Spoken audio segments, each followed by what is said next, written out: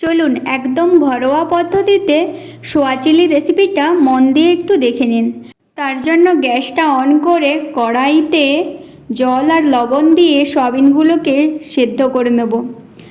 আর তত সময়ে পেঁয়াজ, ক্যাপসিকাম, রসুন, আদা আর দুটো কাঁচা লঙ্কা আমি নিয়ে নিয়েছি। এখানে যেভাবে যেটা কাটতে হয় সেভাবে সেটা কেটেছি। রসুন আর আদাটা একটু কুচিয়ে নিলেই ভালো হতো, তবে আমাদের আবার আদা খেতে অতটা পছন্দ নয়, তাই জন্য একটু হালকা পেস্ট করব। মানে পুরোটা একদম পেস্ট, মিহি পেস্ট সেটা করব না, জাস্ট মিক্সিটা একবার ঘোরাবো।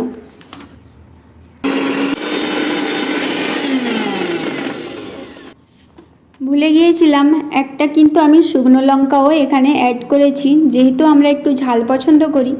আর দেখতেই পেলেন পুরো মিহি পেস্ট হয়নি, কিন্তু সামান্য পেস্ট হয়েছে।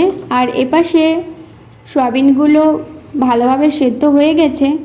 এবার আমি ঠান্ডা হয়ে যাওয়ার পরে ভালো করে হাত দিয়ে চিবড়ে একটা পাত্রে নিয়ে নিলাম। এখন আমি একটু যা যা লাগবে কোটিং করার জন্য সেগুলোই দিয়ে দিচ্ছি। দেওয়ার মধ্যে ওই লবণ, পরিমাণ মতো লবণ, হলুদ গুঁড়ো, লঙ্কা গুঁড়ো, জিরে গুঁড়ো, আর দিয়েছি একটু বেশি পরিমাণ গোলমরিচের গুঁড়ো, আর দিয়ে দেব কর্নফ্লাওয়ার। দিয়ে ভালো করে কিন্তু হাত দিয়ে এটাকে ভালোভাবে মাখিয়ে নিতে হবে। মানে কোটিংটা কিন্তু ভালো করেই করতে হবে, না হলে কিন্তু তেলের উপর যখন সয়াবিনগুলো দেব তখন কিন্তু কোটিংটা ছেড়ে গেলে তখন আর ভালো লাগবে না। দেখুন কত সুন্দর মাখানো হয়ে গেছে। এবার আমি এটাকে একটু রেস্টে রেখে দেব। 10 মিনিট মতো রেস্টে ছিল। এখন আমি কড়াইটাতে তেল দিয়ে দেব। একটু বেশি পরিমাণ কিন্তু তেল লাগবে, কারণ সয়াবিনে একটু বেশি তেল লাগে। দিয়েছি। এবার এটাকে আমি সয়াবিনগুলোকে ভালো করে আমি ভেজে নেব।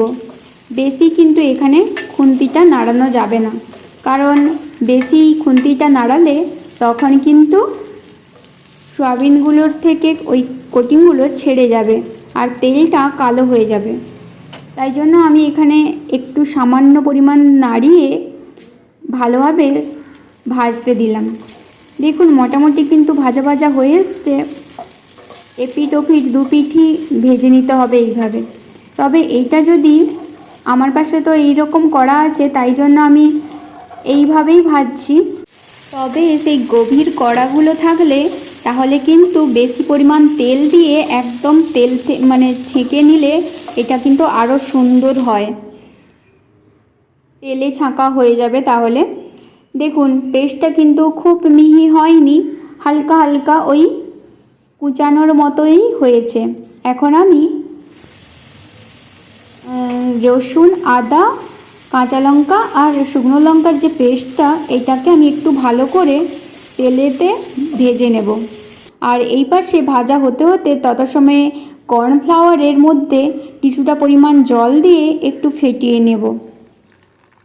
এটা অ্যাকচুয়ালি গ্রেভিতে প্রয়োজন হয়। যখন গ্রেভিটা করা হবে মানে এটার গাঢ়ত্বটা বাড়িয়ে দেয়। এখন কিন্তু এখানে ভালোভাবে আদা রসুনটা ভালোভাবে ভাজা ভাজা হয়ে এসছে। এখন আমি তুলে দেব কিছু পরিমাণ ক্যাপসিকাম আর কিছুটা পেঁয়াজ। ক্যাপসিকাম আমার কাছে কম ছিল, তাই একটু পেঁয়াজের পরিমাণটা আমি বাড়িয়ে দিয়েছি।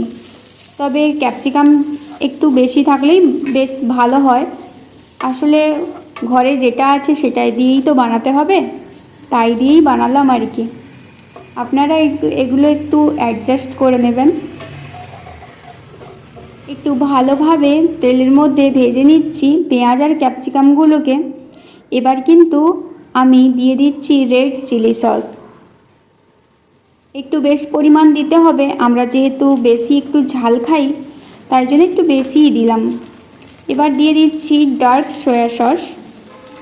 এটা দিলে কিন্তু বেশ ভালো হয়। আর যেহেতু ডার্ক সয়া সসটা একটু বেশি লবণ টাইপস হয়, তাই জন্য এখানে কিন্তু আমি তেমন একটা লবণ মানে অ্যাড করিনি। এখন আমি দিয়ে দিচ্ছি বেশ কিছুটা পরিমাণ টমেটো কেচাপ, দিয়ে একটু ভালোভাবে নাড়িয়ে নিতে হবে। কেচাপটা দেওয়ার পরে কিন্তু ফ্লেমটা কমিয়ে দিতে হবে। এখানে দিয়ে দিচ্ছি একটু জিরে গুঁড়ো আর কালারের জন্য লঙ্কা গুঁড়ো, সামান্য পরিমাণ একদম লবণ, কারণ যেহেতু সয়া সসে একটু বেশি লবণ থাকে তাই এখানে আমি কম পরিমাণ লবণ ইউজ করলাম। একটু ভালোভাবে নাড়িয়ে নিচ্ছি। ফ্লেমটা হাই থাকলে কিন্তু মশলাটার কালার খারাপ হয়ে যাবে আর পেঁয়াজ আর ক্যাপসিকামগুলো অত্যাধিক ভাজা হয়ে যাবে, পেঁয়াজটা তখন গলে যাবে। কিন্তু কর্নফ্লাওয়ার গুলিয়ে রাখা যে জলটা বানিয়েছিলাম সেই জলটা এখন আমি দিয়ে দিলাম। একটু ভালোভাবে নাড়িয়ে নিতে হবে কিন্তু এখন।